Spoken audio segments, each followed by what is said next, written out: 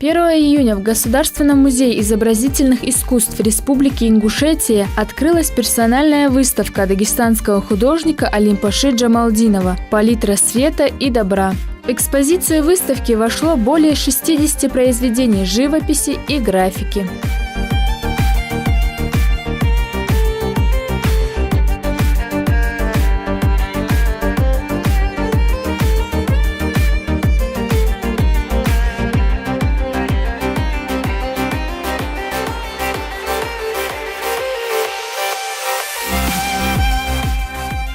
Выставка – это особый мир взаимодействия творчества и зрителя. Здесь можно наслаждаться игрой красок, сюжетными линиями, смелыми и необычными техническими решениями. Сегодня мы представляем персональную выставку талантливого дагестанского художника Алимпаши Джамалдинова. В экспозицию выставки вошло более 70 произведений живописи и графики. Но основное направление, в котором работает художник, это историческое направление. Алимпаша Джамалдинов начал заниматься живописью совсем недавно, но за короткий срок проделал достаточно плодотворную работу, создав более 70 крупных полотен. А все благодаря жажде творить и необходимости выражать себя через живопись. Творчеством плотною я занялся, плодотворно можно так выразиться, в 2014 году. Причина была то, что появилось свободное время много. Я хотел как-то показать себя, что-то внести хорошее, полезное. Я начал писать картины. У меня были давно мысли, идеи, и я начал постепенно воплощать эти идеи в жизнь. А в дальнейшем появлялись новые идеи, обычаи наши, и я начал все это воплощать в картины. Всю жизнь я рисовал простым карандашом. Маслом я работал мало, только во время учебы. Я закончил Дагестанский педагогический институт, художественно-графический факультет. Вот там мы работали маслом, но по завершению учебы я почти не работал, начиная до 2014. Вот в 2014 году масло мне было более приемлемо, поэтому я начал работать, писать картины маслом. В картинах Алимпаши Джамалдинова преобладают исторические мотивы. Свое вдохновение художник в основном черпает в древнем прошлом ингушей и чеченцев, в соприкосновении с историей народов. В каждой работе автора виден живой интерес к культуре Кавказа, его быту и воинским подвигам. Художник сумел воплотить свои замыслы, соблюдая все правила композиции, используя своеобразную цветовую палитру и при этом сумев передать дух исторической эпохи, тем самым позволяя зрителю прикоснуться к древней истории. Это история кавказских народов, это средневековая история ингушей, а также трагические исторические моменты выселения чеченцев и ингушей в Северный Казахстан и Среднюю Азию. А также сюжетно-бытовые работы с таким ироническим подтекстом. Я не в первый раз вижу вообще работы Алимпаши Джамалдинова, уже несколько раз видел их, и можно сказать, что впечатления самые позитивные, так как в его творчестве главное место занимает все же этнические мотивы, такие культурные истории, и это важно в наше время, чтобы мы держались за все эти важные, в любом случае, в нашей жизни вехи человеческие. Если мы останемся без этого, мы будем оторваны от нашей истории. Поэтому очень интересно бывает прикоснуться к этому, посмотреть. Поэтому впечатления в основном позитивные. В день открытия выставку посетили самые разные люди. Но наиболее интересные зрители на любой выставке – это работники творческих профессий. Многообразие вот этого всего восприятия мира, связанного с Кавказом, в частности именно с нашим народом, насколько я услышал, за колоссально короткий срок отобразить такой материал этнографический, исторический. Хочу огромное спасибо сказать этому человеку. Ну, говорят, пишет с 2014 года, но насколько я пообщался с людьми, непосредственно по этой тематике всего несколько месяцев. Это просто колоссальный труд, невообразимо, чтобы за такой короткий срок столько работ человек мог сделать. Я даже не представляю, отдыхал ли этот человек вообще в это время. Много работ Джамалдинова посвящено, в частности, истории ингушей. Здесь и древний Магаз, нашествие монголов, высылка и так далее. Корни у меня исходит с Ингушетии. Мы сами выходцы из Ингушетии. Тайпан я миржоевец, арстроевец. Я люблю историю. Не только Ингушетии, вообще я люблю историю. И в основном у меня картины связаны на историческую тему, на бытовой жанр. Пейзажа у меня почти нету. Я рисую бытовой жанр. Мне как-то хочется, чтобы мы не забывали историю. Без прошлого нет будущего. В моих картинах в основном отражается быт, обычаи, традиции, которые уже ушли в прошлое, и наша молодежь, наше поколение начинает забывать. Выставку также посетила министр культуры Республики Ингушетия Марет Газдиева. Вы знаете, этот художник, он впервые появился на территории республики во время проведения схода Тейпа Миржоевых. Сам он этнический ингуш, хотя все время проживает в Дагестане. И с момента, как мы его узнали как художника, да, в рамках схода Тейпа Миржоевых, он проводил выставку, мы, конечно, буквально вцепились в него, понимая, что это человек одержимый искусством, творчеством и огромной любовью к ингушскому народу, к его истории, к его историческим корням, и начали свое сотрудничество. Дело в том, что сегодня у нас просто уникальное событие, очень важное, знаменательное событие, потому что Алим-Паша Джамалдинов, он не просто появился здесь, в Музее изобразительных искусств, со своими новыми работами. Этот человек принес в фонды музея более 50 работ. Он совершенно бескорыстно практически все работы, которые вы сегодня видите на выставке, дарит фонд Музея изобразительных искусств. Поэтому я от всей души благодарю этого человека, желаю ему всего самого доброго, всех благ, удачи, успехов, потому что он, не проживая в Ингушетии, очень глубоко проникся нашей историей, живет чаяниями нашего народа, старается быть полезным, старается быть нужным нашей республике. И вот таким образом, путем вложения не просто там творческих сил, да, а даже и материальных, потому что создать картину, одеть ее в багет, приобрести холст, краски – это очень дорогостоящее удовольствие. Этот человек совершенно бескорыстно пополнил фонд нашего музея свыше 50 работ. Среди представленных картин особо выделяются графические работы, выполненные акварелью и кофейной гущей. Среди них есть серия под названием «Мечта О».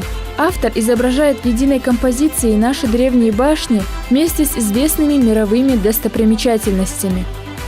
Я сравниваю там войнахские башни с мировыми шедеврами. Например, чем хуже строили наши мастера высоко, в недоступных горах вот эти башни, я сравниваю с Эйфелевой башней. А чем она уступает? Она сделана из камня, по сегодняшний день стоит. Или тот же Римский Колизей, или тот же Статуя Свободы. Наши тоже могли делать прекрасные памятники, которые более-менее сохранились. История стерла многое у нас. Я хочу, чтобы то же самое оставалось в памяти у людей. Я связываю нашу культуру, что наша культура, она не уступает ни одной нации. На открытие выставки приехала вся семья Джамалдинова, его супруга, дети, внуки. Все были здесь. Они первые и, пожалуй, самые главные зрители художника. Он вкладывает, наверное, всю душу, все свои, я не знаю, переживания, эмоции. Я не могу, конечно, вот всецело объяснить вам, как у него это получается. Вот нас в семье 5, 3 девочки, 2 сына. К сожалению, ни одному из нас его талант не передался. Это, конечно, весьма обидно. И ему, наверное, я так вижу, когда он спрашивает, иногда бывает возмущен этим, никто не взял этот, не знаю, талант. Нам тоже обидно. Конечно, нам хотелось бы быть такими бы талантливыми, такими, не знаю, всеобще развитыми, не знаю. Каждый человек по-разному осознает свое место в мире, находит разные способы самопознания. Судя по всему, наш герой осознает себя через историческое прошлое народов Кавказа. Эту картину я назвал «Оборона древнего Магаса». Здесь я что показал? Это опять-таки плод моей фантазии, плод моего воображения. Про Магас я много читал. этот город, он был очень такой, стоял на пути шелкового пути и был очень развитый город, который буквально стерли с лица земли монголы. И вот мне захотелось это запечатлеть. В этой картине «Оборона Вовнушки» я показал поход Тамерлана. Вот он идет с войной в Ингушетию, и как обороняются эти Вовнушки. Может, это действительно реально было. Это опять-таки плод моей фантазии. Между ними были связывающие лестницы, я слышал. Это вот я показываю эти лестницы.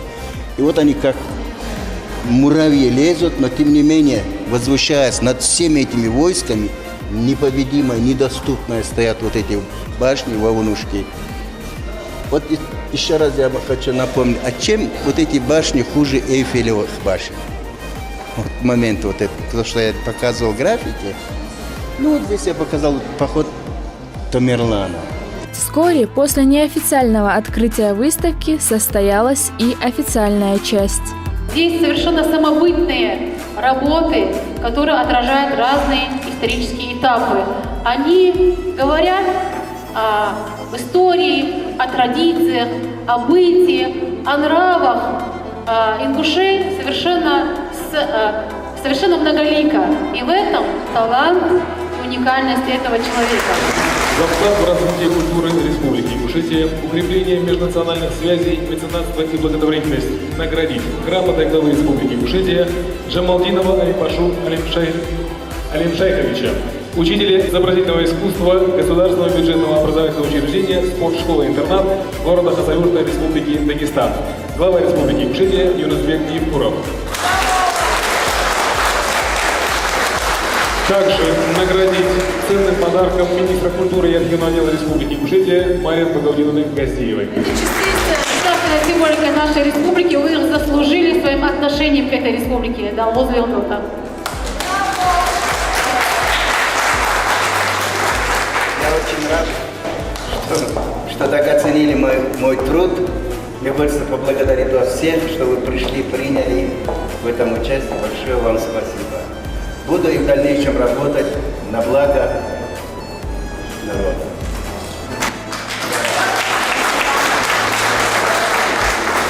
На некоторых картинах изображены конкретные примеры старинных традиций и обычаев ингушей, ныне преданных забвению. В этой картине я показал обычай, древний ингушский обычай. Этот обычай существовал еще до принятия мусульманства ингушами. На этой картине показано, как ингуш, я назвал эту картину «Клятва предками». У ингушей был обычай, они должны, если кого-то подозревали в чем-то, в воровстве, в краже, в чем-то, завязывали на шею веревку и водили вокруг родового склепа. И вот человек, которого подозревали в чем-то, он должен был поклясться предками, которые находятся в этом склепе, что он не совершал это преступление. И когда он уже клялся этим, люди, вон справа я показываю, они салютовали, и в селе уже знали, что этот человек не совершал это преступление.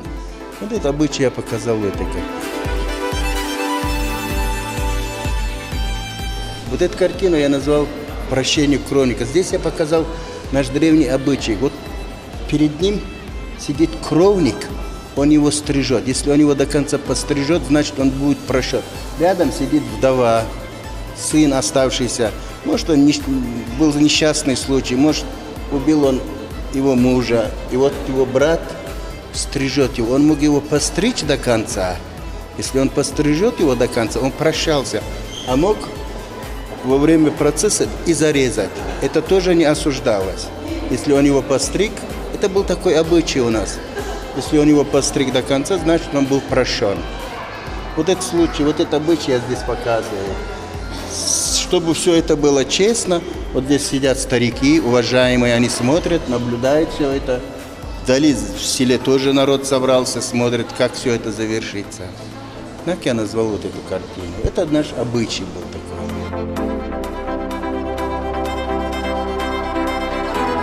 Хорошая выставка – это когда зритель и художник довольны друг другом. В данном случае так и было. Выставка будет открыта для посетителей еще 2 недели. Успейте посетить и насладиться красотой полотен Джамалдинова. Положительные эмоции вам гарантированы.